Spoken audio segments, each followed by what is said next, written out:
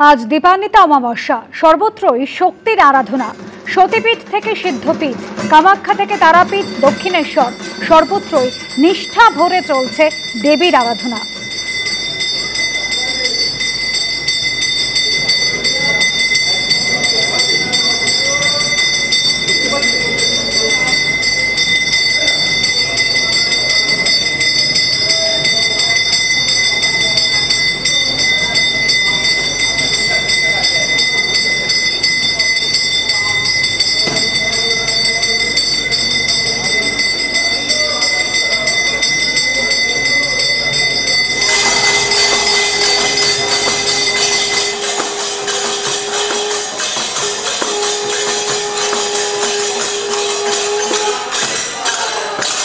দক্ষিণেশ্বরে মা ভবতারিণীকে আজ বিশেষভাবে পুজো করা হচ্ছে।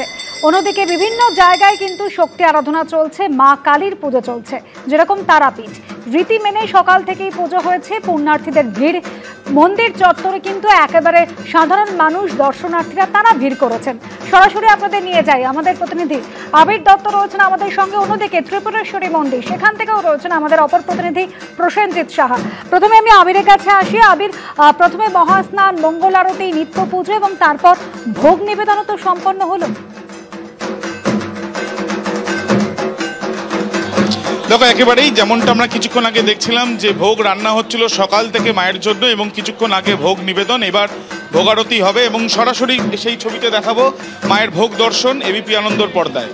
এবং আমরা দেখছি যে আজকে তারাপীঠে এই বিশেষ দিন, তারা অঙ্গে শ্যামা পুজো এবং দশমহাবিদ্যার দ্বিতীয় মা তারা, এবং মা তারা এই তারাপীঠে তিনি রয়েছেন এবং সেখানে মায়ের জন্য আজকে আমিষ ভোগ।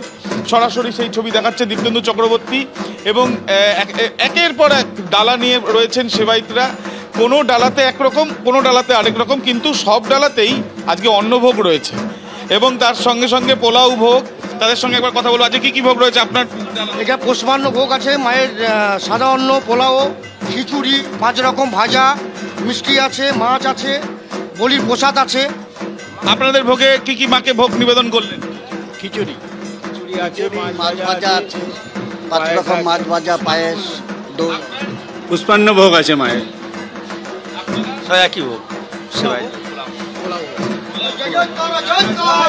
জয় তারা ধ্বনিতে মাকে ভোগ নিবেদন এবং সরাসরি মায়ের ভোগ দর্শন। যে ভোগ দর্শনের জন্য প্রচুর মানুষ আসেন এবং মায়ের ভোগ দর্শন করলে মায়ের দুর্ভোগ কাটে। প্রত্যেক ভক্তের দুর্ভোগ কাটে মায়ের যদি ভোগ দর্শন করে।